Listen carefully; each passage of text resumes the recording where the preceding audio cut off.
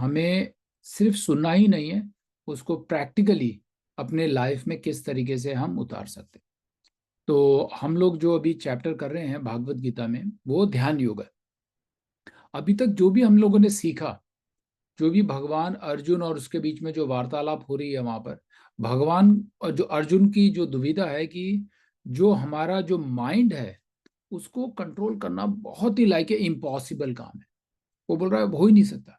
और भगवान उससे ये नहीं कहते कि नहीं हो जाएगा, बट भगवान उसका निवारण, उसका सॉल्यूशन बड़े अच्छी तरीके से बता रहे हैं इसमें कि हो सकता है।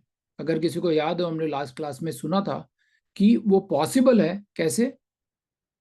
क्योंकि हमारा जो माइंड है ना, सबसे बड़ी दुविधा उसकी क्या है कि वो हर चीज से अटैच्ड है। हम लोग जैसे मैं अपने भी बारे में, हम सब लोग हैं, हर चीज से कहीं ना कहीं कुछ एक लेवल तक बहुत ज्यादा अटैच हो रखे हैं। हम या बच्चों से हैं, या घर से हैं, अपने पैसों से हैं, या गाड़ी से हैं, या जिस भी चीज से हैं, या कोई कोई जानवरों से भी अटैच है बहुत ज्यादा, राइट? जो हमारे घर में जानवर जो पालते हैं लोग, उनसे भी अटैच है। तो भगवान ने सबसे पहले क्या बताया कि अगर तुम्हें अपने माइंड को स्थिर करना है, क्योंकि माइंड जो चीजें हैं जो हमारे आसपास, उनसे अटैच होने से बड़ा विचलित रहता है हमेशा हर चीज में। जो अमीर होगा वो सोचेगा कि मैं पैसे कैसे इसको डबल करूं, और उसको एक तरफ और भी दुख रहेगा या डर बना रहेगा कि मेरे जो पैसे हैं कोई छीन ना ले, कोई चुरा ना ले। हमेशा ये दुविधा हमारे माइंड में हमेशा चलती रहेगी। और जो गरीब इंसान होता है या जो भक्त इंसान है, जिसके पास लूज होने का कोई नहीं है, वो ये मान के चलता है आज जो मेरे पास है वो भगवान का दिया हुआ है, मैं पैदा होते वक्त तो लेके नहीं आया था। तो अब हमारी जो मानसिक जो कॉन्शियसनेस है, वो हम लोग क्या करेंगे, जब हमारे पास वो चीज की अटैचमेंट, वो एंजाइटी, वो दुविधा जैसी नहीं होगी, एक घबराहट नहीं होगी मन में, तो हम लोग फिर बहुत निरंतर रूप से भगवान की तरफ ध्यान लगा सकते हैं। अब उसके करने के लिए, अब मैंने बता तो दिया, बड़ा आसान लग रहा है, सुनने में भी बहुत अच्छा लग रहा है, तो प्रैक्टिकली कैसे करें, आज हम उसको समझेंगे थोड़ा सा इसी भागवत गीता में। और हम रूपा गोस्वामी के उनकी नेक्टर ऑफ इंस्ट्रक्शन किताब से थोड़ा सा समझने की कोशिश करेंगे कि हम लोग, जैसे एक एग्जांपल है, आप सबको ये लगा होगा कि भाई मैं तो 6 महीने से भागवत गीता सुन रहा हूँ, पता नहीं चल रहा है कि मुझे मेरी भक्ति आगे बढ़ रही है नहीं बढ़ रही। अब कोई 1 साल से ऊपर भी हो गए हम लोग, हम अपने आप सेल्फ इवेलुएट कैसे करें, कैसे पता चले कि मेरा भक्ति में मन आगे बढ़ा है, मैं 1 साल पहले और 1 साल बाद में फर्क मुझे दिखाई देता है, वो हम आपने आप कैसे पता करें? कोई कह सकता है कि कैसा सबसे आसान तरीका क्या है उसको पता करने का?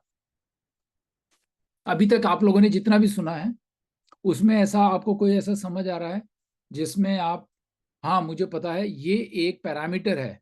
जैसे हम लोग ज्यादातर आईटी वाले लोग हैं, जब कोई डिप्लॉयमेंट करते हैं तो हम लोग कोई सक्सेसफुल प्रोजेक्ट हो जाता है, तो हमारे कुछ पैरामीटर्स होते हैं कि जो एक कस्टमर सेटिस्फैक्शन होता है, राइट? कि भाई कस्टमर को जो चाहिए था वो मिल गया, हम उससे फीडबैक लेते हैं। एक पैरामीटर है कि उससे फीडबैक लिया, और 1-2 हफ्ते जो भी हम लोगों ने देखा या मॉनिटर किया, तो हम चेक करते हैं। एक हमारे की फैक्टर्स होते हैं।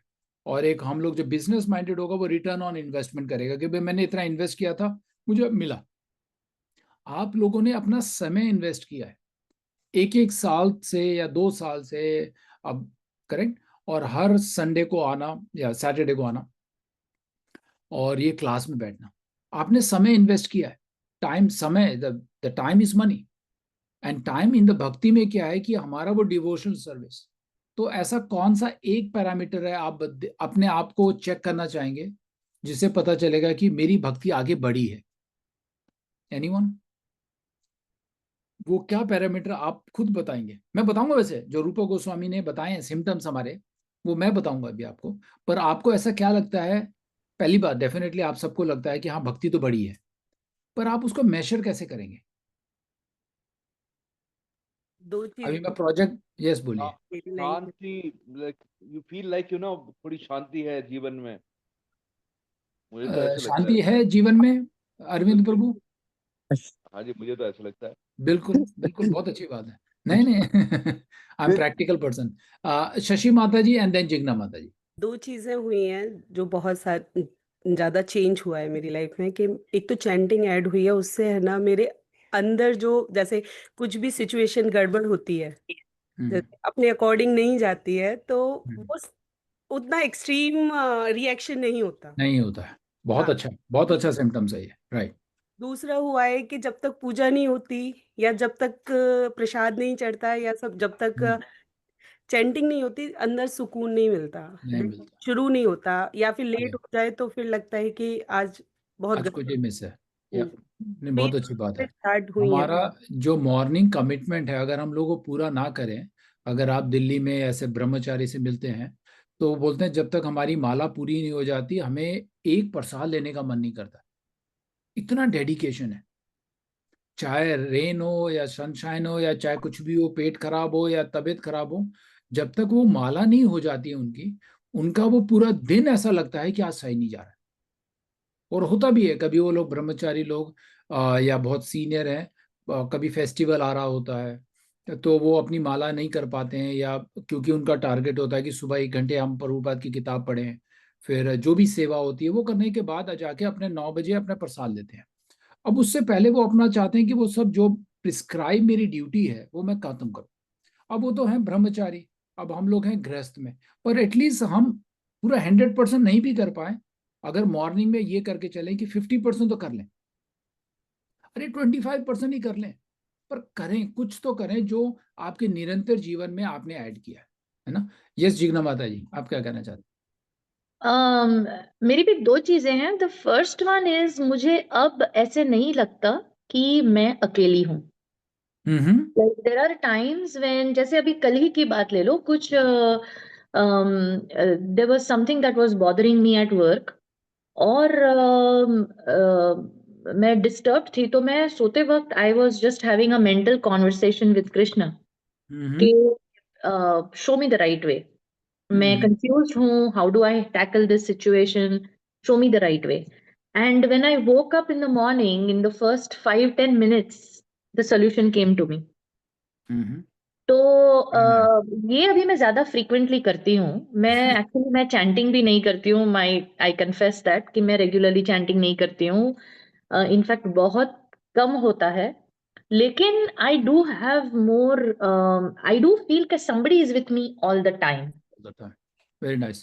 वो एक mental, I keep having that enjoy. Mental conversation, या कुछ भी मेरी दुविधा होती है, I share it, and meditate, या आई डू तो फाइंड सॉल्यूशंस आल्सो। अगर उसको समरी में किया जाए, जब भी आपको मुश्किलें आती हैं आप भगवान को याद कर लेते हैं, हाँ, हाँ। और जब मुश्किलें नहीं आती हैं आप याद नहीं करते। राइट। तो अब मतलब हमें थोड़ा सा मेंटली चेंज याद ही करना नहीं। है। हाँ, चैंटिंग वही है। आप हाँ, देखिए, अभी कहावत भी है ना, दुख में स्मरण सब करे, मतलब है ना, और सुख हाँ, में करे ना कोई, ये एक दोहा भी हाँ, है। तो हाँ, हम लोग, जब आपको चैलेंज था तो आपने माइंड में वो याद किया और भगवान ने दे भी दिया, चलिए आप बहुत अच्छे फॉर्चुनेट हैं कि आपको दिया है, क्योंकि भगवान ने पार्शलिटी नहीं किया। भाई जब मुश्किल है जब ही आ रहे हैं। तो नहीं, हमारी मैं, कुंती अच्छा कुंती होता है तो महारानी, मैं भगवान को थैंक यू भी नहीं बोलती नहीं हूँ। नहीं, हाँ हाँ, आई नहीं डू नहीं दैट, मैं बट नहीं समझ, हाँ, नहीं नहीं, मैं आपका पॉइंट क्लियर है। बट पॉइंट हमें क्या करना है, मेरा जो क्वेश्चन ओरिजिनल था कि मैं कैसे इवेल्युएट करूं कि मैं, मेरी भक्ति बढ़ रही है, हाँ। वो सो था the question. Second second point जो मेरा था इज, पहले जैसे हम कुछ लोगों को देखते हैं हमारे फ्रेंड्स में या नेबर्स या at work, for some people life is very easy. या ऐसा लगता है कि यार ये तो इतना मेहनत नहीं कर रहा है, but this person is very fortunate वगैरह। तो पहले मुझे ऐसे अनफेयर लगता था, अब मुझे, मेरा सोचना बदल गया है। अब मैं सोचती हूँ वो अच्छा शायद है। इसने पिछले जन्म में बहुत अच्छे कर्म किए होंगे जो इस जन्म में इसको फल मिल रहे मिले। हैं। तो वो करेक्ट, थिंकिंग चेंज हो गया है अभी। Correct, correct. नहीं, अब जो हम लोग हमेशा, other side of the grass is more greener than the our side, right, हम लोग ये हमेशा सोचते हैं कि बस वो अमीर है, अरे वो तो कुछ भी नहीं करते ना, क्लास अटेंड करते, एंजॉय कर रहे हैं। वो अपने पिछले कर्मों का, हम लोगों ने सहकर्मा देखा है ना, जो पिछले कर्मों का कुछ ला है, उसकी एक डेडलाइन है, एक्सपायरी डेट है, वो एक्सपायर होगा, है ना, वो एंजॉयमेंट करेंगे।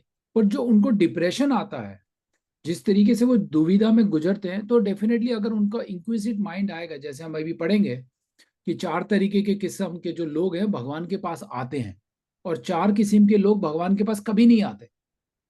तो वो अब हम लोग एटलीस्ट उन फर्स्ट 4 में से हैं जो भगवान के पास जाना चाहते हैं, एटलीस्ट शुरू तो कर रहे हैं, है ना। तो अब हमारा एक एक अपना इवैल्यूएशन टेक्निक है, जैसे आपने बताया कि हाँ पहले से हमारे विचारों में बहुत शुद्धिकरण है, भक्तों से मिलते हैं, बातें करते हैं, उनसे जब मिलते हैं, प्रसाद लेते हैं, तो हमारा जो कॉन्शियसनेस है बहुत चेंज हो रहा है। बट उसके अलावा हमारे गोस्वामी क्या बोलते हैं कि सिम्टम्स क्या होते हैं, उनके कैरेक्टरिस्टिक्स क्या है, वो आज हम लोग थोड़ा सा डिटेल में समझते हैं। Okay, so let's come back to our dhyan yoga class में। तो अब हम लोग माइंड को कंट्रोल की बात कर रहे हैं, जिसमें जो बहुत इजी नहीं है ना। तो अब माइंड कंट्रोल का सबसे अच्छा तरीका है कि हम डिटैच करें और भगवान का नाम स्मरण करें, जो चैंटिंग है। एक बहुत सिंपल तरीका है इस कलयुग में, आप बिल्कुल ध्यान पूर्वक बैठिए। जो नहीं भी कर रहे हैं, जो डेली नहीं करते हैं, ओकेशनली कर रहे हैं, मैं ओकेशनली पार्टी में जाता हूँ या ओकेशनली माला करता हूँ, उसको ना करके हम लोग उसको रेगुलर में कैसे करें। एटलीस्ट एक माला करें। अगर आप एक भी करेंगे तो ना आपको अगले दिन इतना खुशी होगा कि एटलीस्ट मैं अपना जो रूटीन वाइज भगवान को एक बार तो एक समय 7 मिनट 10 मिनट याद कर रहा हूँ या कर रही हूँ, है ना। तो हमारा वो प्रैक्टिस अपने लाइफ में आप लाएंगे तो आप देखेंगे कि आपकी जो गाड़ी स्लो स्पीड में 30 माइल चल रही थी वो 100 की स्पीड पकड़ेगी भक्ति में। अभी हम थोड़ा सा करने के बाद भगवान से अपनी दुविधा में भगवान को याद कर रहे हैं, हमें सॉल्यूशन मिल रहा है। तो भगवान को जब निरंतर याद करेंगे वो प्रॉब्लम ही नहीं आएगी, और प्रॉब्लम आएगी तो आपको भगवान से मांगने की जरूरत नहीं, आपको तुरंत उसका सॉल्यूशन भी मिलेगा। और आपको अपने आप में नहीं, आपके आजू बाजू लोग भी आपको आराम से बोलेंगे अरे इतनी प्रॉब्लम आ रही है, बंदा बिल्कुल बिल्कुल रिलैक्स है। हम लोग भागे जा रहे हैं, सिर पकड़ रहे हैं और आराम है बंदे में, है ना। तो आपको अपना ही नहीं, आपके सराउंडिंग के लोग भी बड़े काम और पीसफुल लगने लगेंगे आपको, because of your potential, because of your practice. उनको भी बड़ा सांत्वना से मिलेगी कि अरे ये जब आराम है। कभी होता है जैसे ये मैं फिर ऑफिस का लेके आता हूँ, अगर कोई अपर मैनेजमेंट में बहुत फ्रस्ट्रेटेड पर्सन एंग्जाइटी वाला होता है, वो धीरे धीरे अपनी एंग्जाइटी एंगरनेस नीचे डालता है, एक मैनेजर को डालेगा, फिर मैनेजर सब में बिखेरेगा वो सब जगह, फिर वो वहां पे चिल्लाएगा, कोई लीड होगा दूसरे ऊपर चिल्लाएगा, तो वो करते करते वो कैस्केड हो जाता है। अगर सबसे ऊपर वाला बिल्कुल शांत है, बोलेगा अरे कोई बात नहीं, let's come to this, there are multiple, जो रियल वो प्रैक्टिकल सोचेगा कि सॉल्यूशन कैसे मिलेगा, अगर वो करने लगेगा तो आप देखना आपका पूरा हायरार्की वो सब खुश होंगे। और मैं बता रहा हूँ सॉल्यूशन जो है पहली बारी में पहले केस में आपको 3 घंटे लगते होंगे, इसमें आपको आधे घंटे में मिलेगा। ये मेरा प्रैक्टिकल एग्जाम्पल है। ये मेरे साथ काफी सारे लोग जो काम करते हैं वो यहाँ पर हैं भी अभी कॉल में, वो मेरे को मेरा बता भी सकते हैं आराम से। कोई कोई नहीं है, मैं तो खुद अपने मैनेजर को बोलता हूँ Eric, no one is going to die today. Problem है, उसके बहुत सारे सॉल्यूशन है, हमें पिक करना है कि कौन सा सॉल्यूशन हमको चाहिए, आराम से रहेगा। और अच्छी बात है कि अपने जो हायरार्की में 1-2 महीने बहुत अच्छे हैं, वो रिलैक्स रहते हैं, बोलते हैं अरे तुमने जो डिसीजन लेना ले लो, है ना। तो इसमें है हमारे अरविंद जी है, ब्रिजेंदर, ये सब हमारे ग्रुप के लोग हैं, और Balaji also work with me. कभी हमें ऐसा नहीं, हाँ कभी कभी हो जाता है, क्रिटिकल होता है, पता है कि इससे लॉस होगा कंपनी को, तो थोड़ा सा अननेसेसरी प्रेशर बन जाता है। But thing is the same applicable हमारे घर में भी रहती है, परिस्थिति होती है, बच्चों के साथ होता है, कोई ना कोई चैलेंज होता है, रिलेटिव्स होते हैं, बहुत सारे सिचुएशन में जब ऐसा हो तो हम अपने माइंड को बिल्कुल उससे डिटैच करके सोचने लगेंगे, तो जब भी पॉसिबल होगा जब आप भगवान के साथ अटैच हैं। जब भगवान के साथ अटैचमेंट में से भगवान का स्मरण करें, नाम का स्मरण करें डेली। ये मैं बार बार इसलिए बता रहा हूँ कि अगर आप उसका टेस्ट लेने लगेंगे ना तो आप खुद बोलेंगे अरे ये हमने 10 साल पहले क्यों नहीं शुरू किया। ये इसकी इतना इंपॉर्टेंस है। और जब आप करने लगेंगे, सबसे सबसे अच्छी बात है कि अगर आप एक जना भी घर में करता है तो घर का ही माहौल चेंज हो जाता है ना। तो भगवान यहाँ यही बता रहे हैं कि detachment is the only one. हम चाहे प्रॉब्लम है उसे डिटैच होकर के सॉल्यूशन देखें, फैमिली में प्रॉब्लम है उनको डिटैच होकर के सोचें, क्या थोड़ा सा ठंडे दिमाग से बोलते भी हम लोग, अरे ठंडे दिमाग से सोच। कितनी बार होता है, माता पिता भी बोलते थे अपने परिवारजन बूढ़े बुजुर्ग, अरे अरे ठीक है कोई बात नहीं, हो गया, थोड़े ठंडे दिमाग से सोचो। ठंडा दिमाग है कि थोड़ा सा रिलैक्स, राइट। तो भगवान ने हमें इसी में, भगवान एक जो श्लोक नंबर 36 में हमने रोका था लास्ट क्लास में, let me read, for one whose mind is unbridled self-realization in difficult work, but he whose mind is controlled and who strive for appropriate meaning is assured of success. भगवान बोल रहे that is my opinion. ये भगवान के खुद शब्द हैं। जो बिल्कुल सेल्फलाइज्ड है, माइंड को बिल्कुल कंट्रोल कर लिया by the practice of our chanting or detachment, then that person will be successful. Then Arjun said, "Oh Krishna, what is the destination of the unsuccessful transcendentalist who is in the beginning take to the process of self-realization with faith, but who later desist to worldly mindless and thus does not attain perfection in mysticism?" तो अब अर्जुन का कहने का मतलब है कि हाँ भाई, जो प्रैक्टिस कर रहे हैं उनका तो चलो भला हो गया, जो लोग नहीं कर रहे हैं उनका क्या होगा, जो सिंसियरली नहीं कर रहे हैं उनका क्या होगा। तो भगवान से ये सवाल में, O mighty arm Krishna, does not such a man who is bewildered from the path of transcendence fall away from both spiritual and material success and perish like a raven cloud with no position in any sphere? Now Arjun ने ही अपना थोड़ा सा इसमें जवाब भी दे दिया है कि ऐसे लोग जो बहुत बिविल्डर्ड होते हैं, उत्तेजित हो जाते हैं हर छोटी छोटी बातों में, और ऐसे का मैंने एग्जांपल भी बताया ना, अगर कोई एक आपका सीनियर बंदा है जिस बहुत उत्तेजित ज्यादा होता है, जैसे लाइफ में भी है जहाँ पे माता पिता बहुत एंग्जाइटी और बिविल्डर्ड रहते हैं, देर अगर आप घर में देखेंगे बच्चों में भी वही ऐसा ही प्रोग्रेशन दिखाई देता है, बहुत है। मैंने बचपन में भी देखा ऐसे बहुत सारे फैमिली हैं जिन्होंने में ये बिविल्डर्डनेस, वो सक्सेस होंगे बट नाउ अभी आफ्टर 30 ईयर अगर मैं उनको जाकर देखता हूं तो लाइफ इज मिजरेबल है। वो बिल्कुल भागवत गीता जैसा बता रहे हैं, ना वो स्पिरिचुअल लाइफ में सक्सेस होंगे ना ही मटेरियल में सक्सेस होंगे। वो बिविल्डर्डनेस को कंट्रोल करने का सबसे अच्छा तरीका है कि हम डिटैच होकर भगवान की शरण लें, और भगवान का शरण लेना ही है भगवान का नाम स्मरण करना। सो अब तीसरे उसमें 39 में बोले, this is my doubt O Krishna, I ask you to dispel it completely, but for you, no one is found who can destroy this doubt. तो बहुत अच्छा डाउट है, ये क्वेश्चन है, पर अब इसमें भगवान बता रहे हैं। पर उस भगवान के जवाब से पहले अब हम पहले वाले क्वेश्चन पे आते हैं कि हमारे सिम्टम्स क्या होंगे। अब आपने ये देख लिया, ये दुविधा अर्जुन की जो है, कोई बहुत बिविल्डेड है, बहुत कोई एंग्जाइटी में है, माइंड कंट्रोल नहीं हो रहा है। अगर हम लोग भागवत गीता सुन रहे हैं और भक्तों की शरण लेते हैं तो हमारे में धीरे धीरे एक सिम्टम्स नजर आएंगे। अब वो सिम्टम्स क्या है, अब हम लोग जाते हैं थोड़ा सा रूप गोस्वामी की वाणी पर। आपको पता है रूप गोस्वामी कौन है?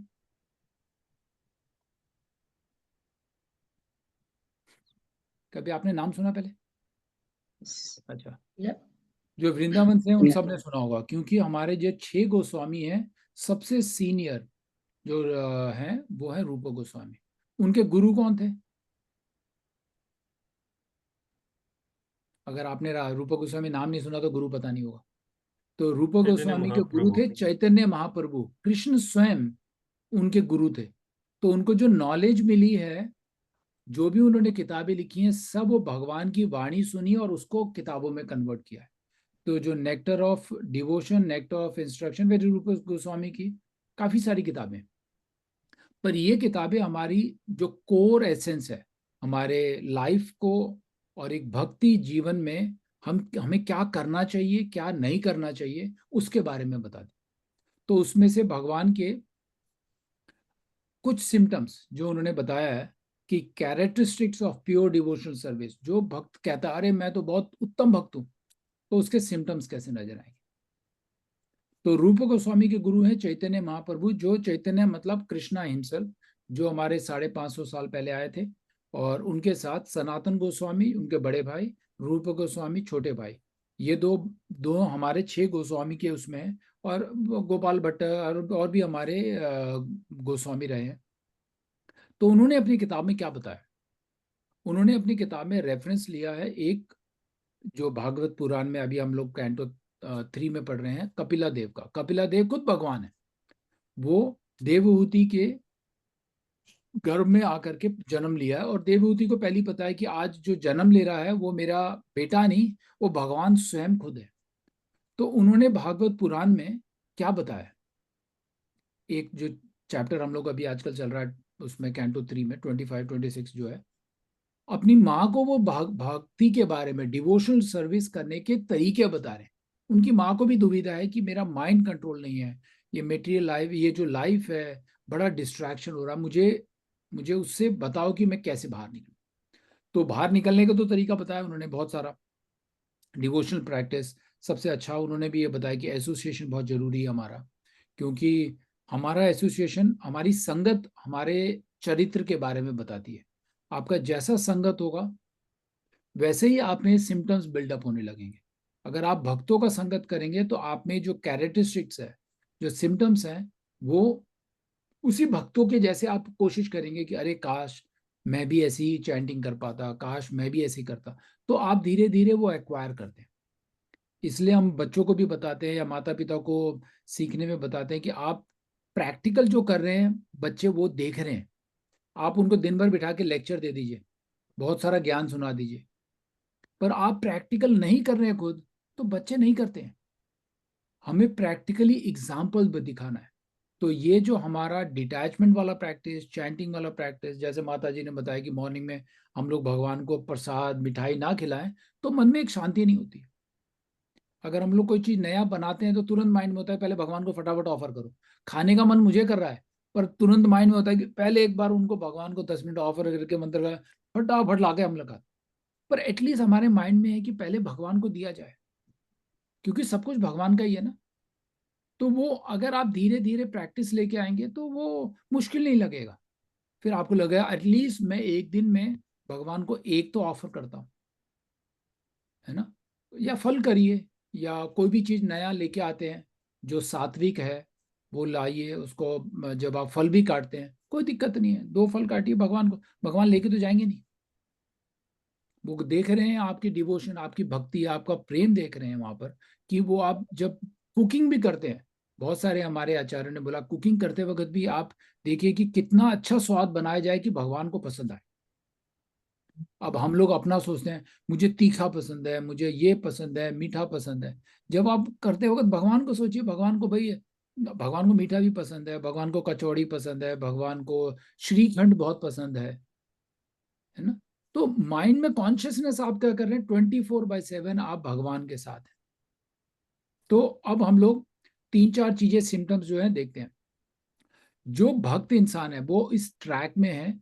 सबसे पहला उसका इमीडिएट कैरेक्टरिस्टिक होता है कि immediate relief from all kind of material distress.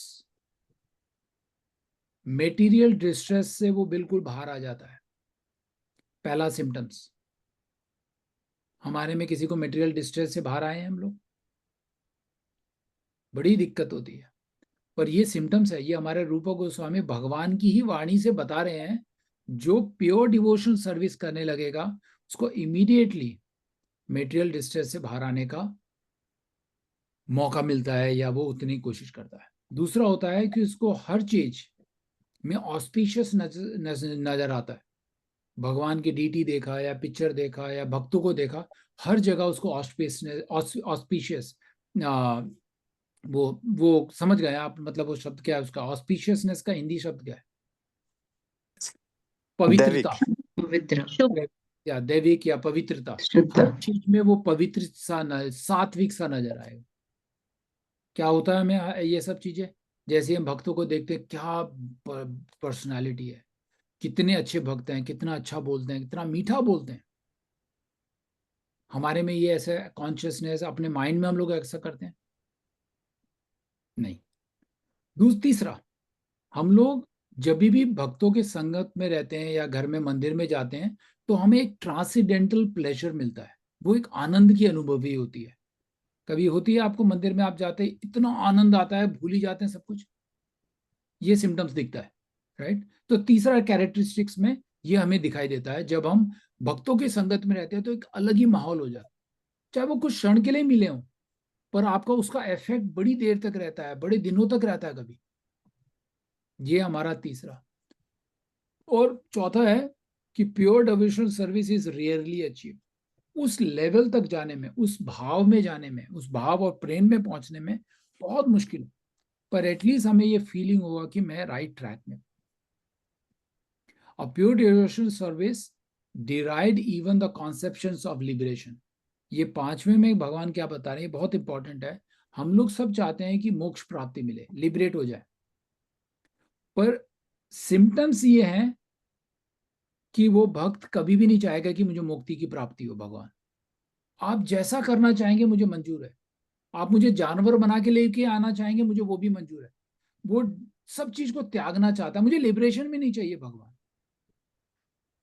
वो भाव हमारे में है नहीं। हम तो सोचते हैं कि ये करने के बाद भाई लिबरेशन हो जाएगा, वहां करेंगे, ये करेंगे, ये सब भाव आते हैं। पर 5वें में रूपा गोस्वामी कह रहे हैं कि एक सच्चा भक्त जो प्योर भक्ति कर रहा है वो बोलेगा मुझे भक्ति भी नहीं चाहिए। जो हमारे सिस्टर कास्टिंग में आता है, ना धनम न जन्म न सुंदरिम कविता व जगत ईश्वर काम है मम जन्मनी जन्मनी ईश्वरे करके, वो मेरे को जन्म आफ्टर जब मुझे आपकी सिर्फ भक्ति करनी है, मुझे त्याग की जरूरत ही नहीं है। वो तो बाय डिफॉल्ट प्रोडक्ट है। जब आप सच्ची भक्ति करेंगे भगवान अपने आप को ये बोलेंगे इससे अच्छा भक्त तो कोई है ही नहीं, ये दुखालय में क्यों बैठा है, उसको लेके आएंगे अपने आप। पर भक्त सोचता है कि मुझे वो भी नहीं चाहिए, आप मुझे किसी भी परिस्थिति में रखिए, पर मैं आपकी भक्ति करना चाहता हूं। ये भाव हमें आना चाहिए। क्या ये भाव आता है हमें? ये सिम्टम्स हैं कि भगवान मुझे अगली बार जानवर भी बना दो चलेगा, पर मुझे भक्ति चाहिए नहीं। हम लोग डील करते हैं, ऐसा कर दो भगवान, ऐसा कर दो, वैसा कर दो, सब चलेगा पर जानवर नहीं बनना है। अगर इंसान दे दोगे, किसी रईस फैमिली में दे दोगे, वो चलेगा। तो हम लोग क्या कर रहे हैं भी, नेगोशिएशन हो रहा है भगवान में। पर भक्तों के दिमाग में ये आता नहीं है। उनके भक्तों में आता है कि मैं ऐसा क्या करूं कि भगवान मेरी तरफ अट्रैक्ट हो जाए। भगवान देखे अरे ये भक्त है, इस भीड़ में ये एक जना है जिसको मेरे को जाके इससे मिलना चाहिए।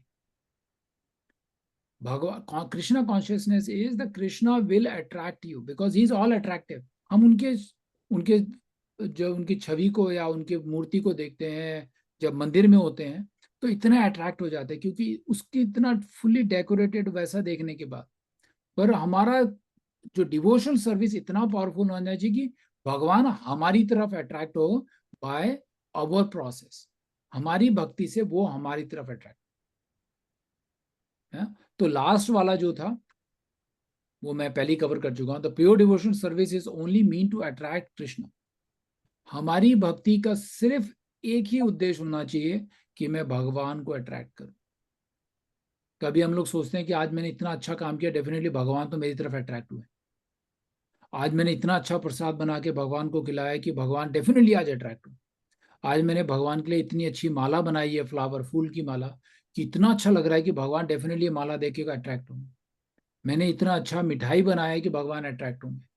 मैंने इतनी अच्छी सेवा की है मंदिर में जाके कि भगवान अट्रैक्ट होंगे। ये भाव लाना है हमें। जो चीज हमारे पास है वो तो पहले से भगवान का ही है। मैं कुछ अलग से कुछ ला के नहीं दे रहा हूं। हम अगर कुछ दे सकते हैं तो भक्ति दे सकते हैं जिससे भगवान अट्रैक्ट हो। तो ये 6 सिम्टम्स हैं। हम अभी तक एक ही लगा है कि थोड़ा सा ट्रांसेंडेंटल प्लेजर आता है, वो हम लोग सब एग्री हो गए कि ये थोड़ा लगता है, मंदिर जाते हैं, भक्तों से मिलते हैं तो थोड़ा सा वो प्लेजर है। पर वो कितनी देर रहता है? हम 24/7 उस प्लेजर में रहते नहीं रहते। हमेशा खुश रहते हैं कि भगवान के दर्शन हुए और आज इतना मन गदगद हो गया। कुछ क्षण के लिए रहेगा, फिर प्रसाद वरसाद खा लेंगे, फिर गपशप करके आ जाएंगे, चलो हो गया, फिर सब नेक्स्ट संडे। फिर वो रोटेशन में चल रहा है। हम लोग एक वो कठपुतली, वो रोबोट के जैसे बनते जा रहे हैं। हमें डिवोटी लाइफ में अगर बढ़ना है आगे, 30-40 माइल प्रति घंटे की स्पीड से 100 पे जाना है, तो हमें भगवान में निरंतर, वो ऐसा नहीं कि ये वीकली 1 से डी वाला काम नहीं है, निरंतर ऐसा मैं क्या करूं, आप लिख के रखिए, मैं ऐसा क्या करूं पूरे जीवन भर, एटलीस्ट मैं इतना तो करूं कि भगवान मेरी तरफ अट्रैक्ट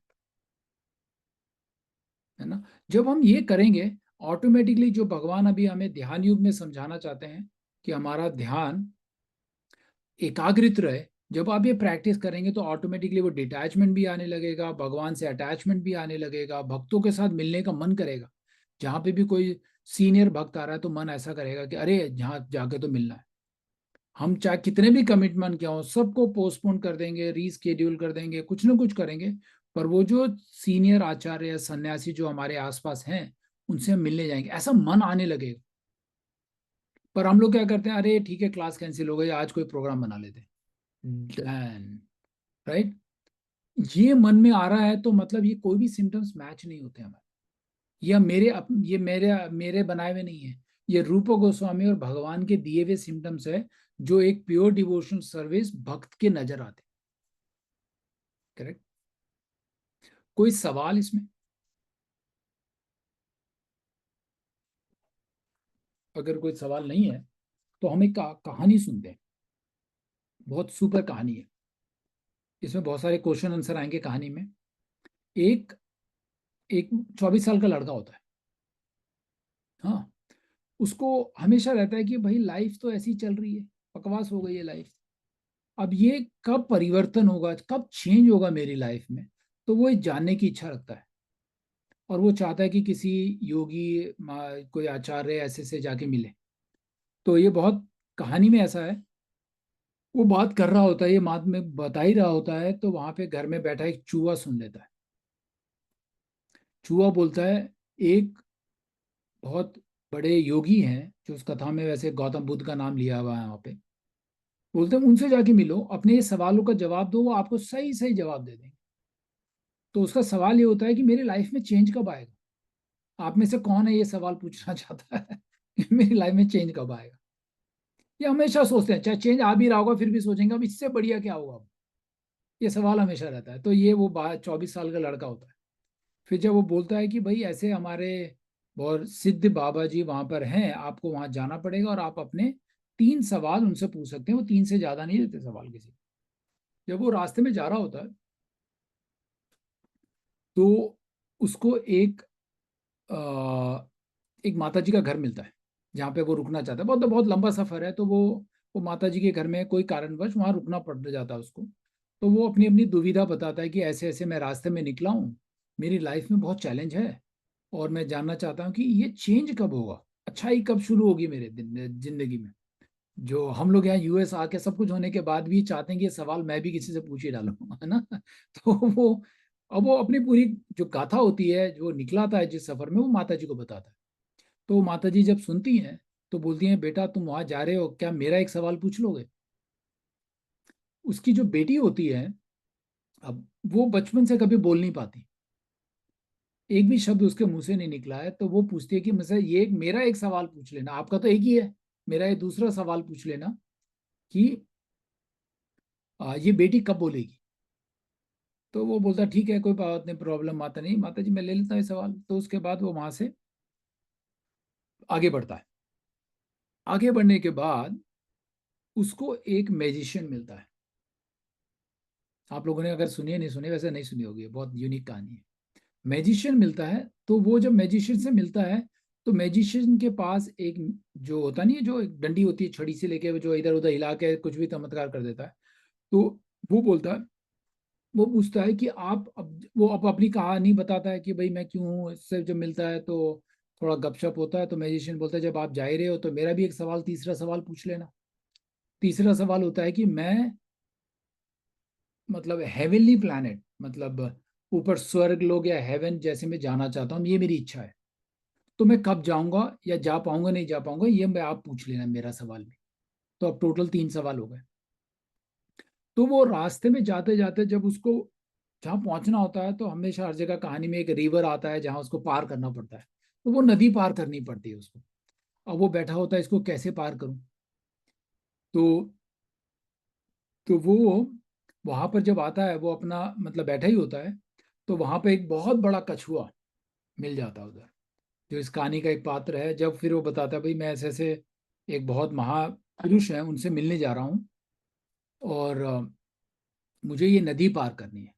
तो वो फिर अपनी सब पूरी शुरू से लेके एंड तक माता जी और मैजिशियन का पूरी कहानी सुनाता है।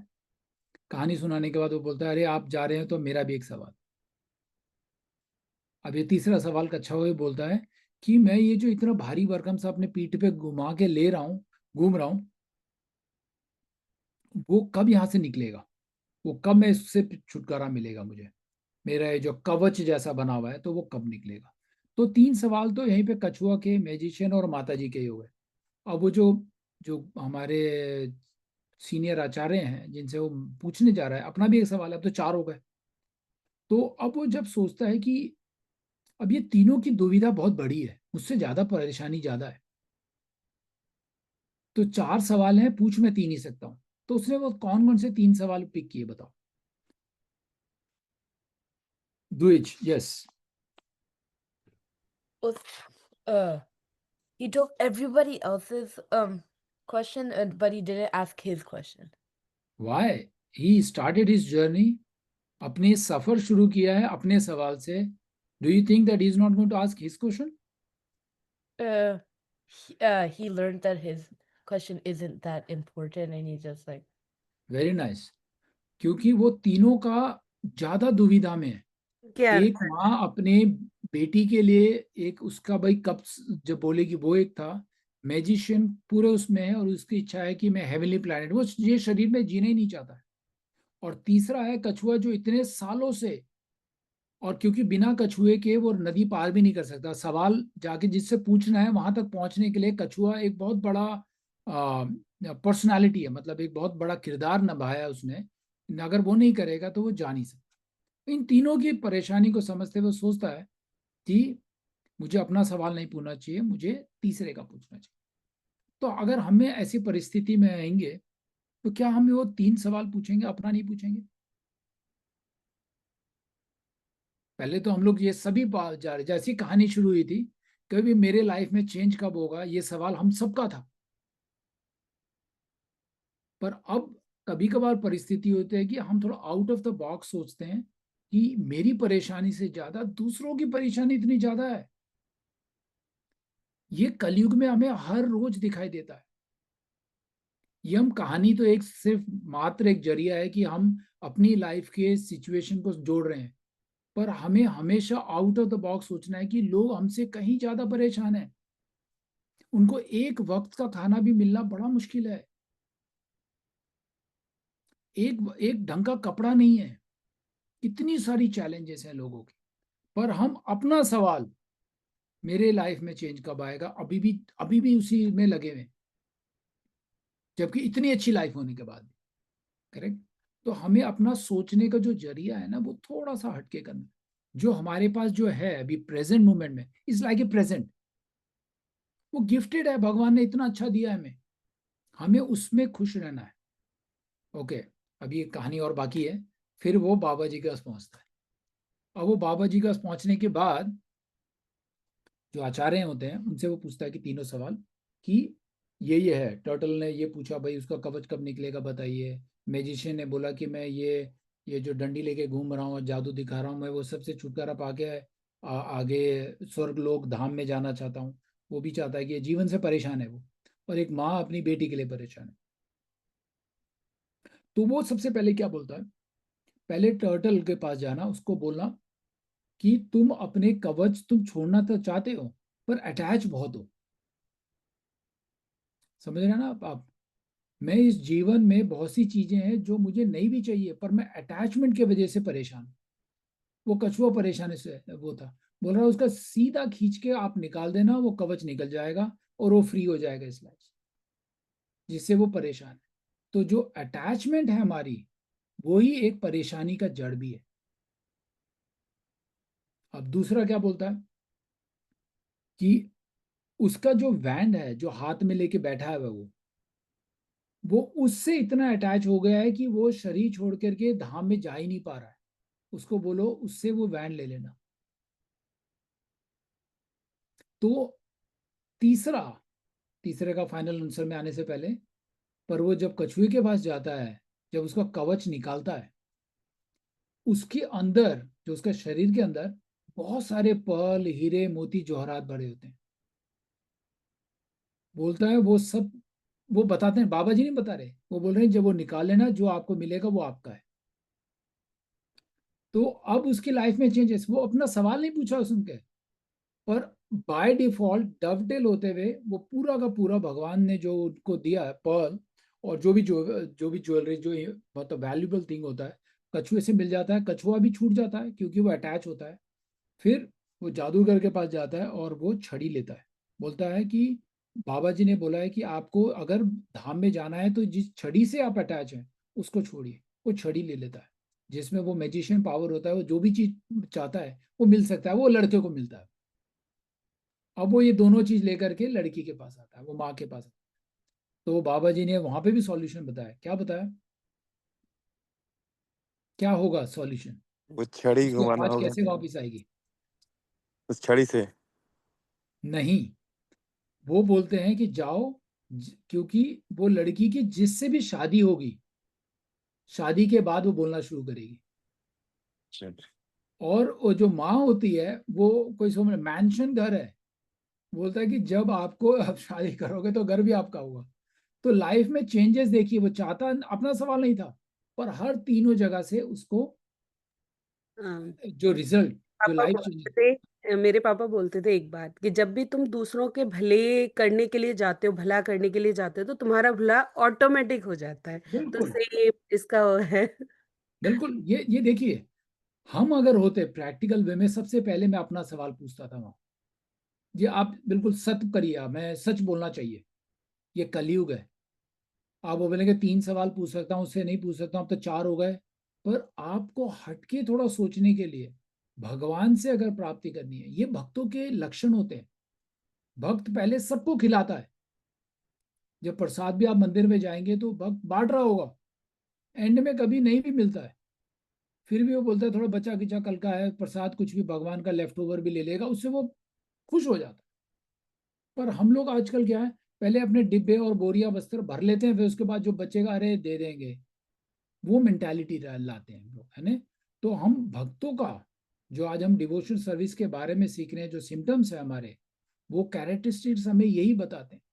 जो इंसान अपने लाइफ से परेशान होकर वो बाबा जी तक ढूंढने गया, पर आखिरी में जाके अपना सवाल नहीं पूछ पाया, और उसके पूरे डिजायर जो लाइफ चेंजिंग इवेंट है वो इन तीनों ने पूरे किए, है ना। तो अगर हम कहानी को अब फिर शुरू से सुने, तो भगवान के ये तीनों अरेंजमेंट थे उसको लाइफ को चेंज करने के लिए।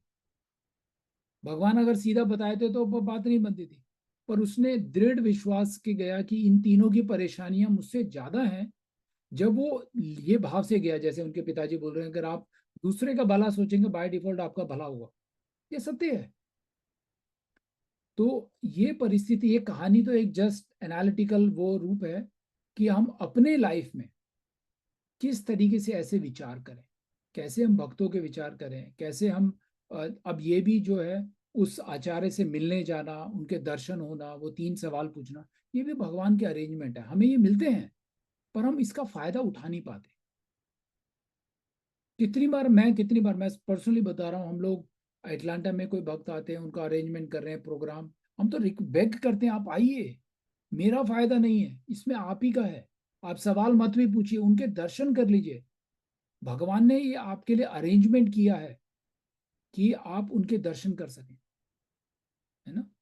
तो ऐसा अपॉर्चुनिटी जब भी मिले, अभी तो, अब ये तो कहानी के रूप में बताया, पर ये सत्य में होता है।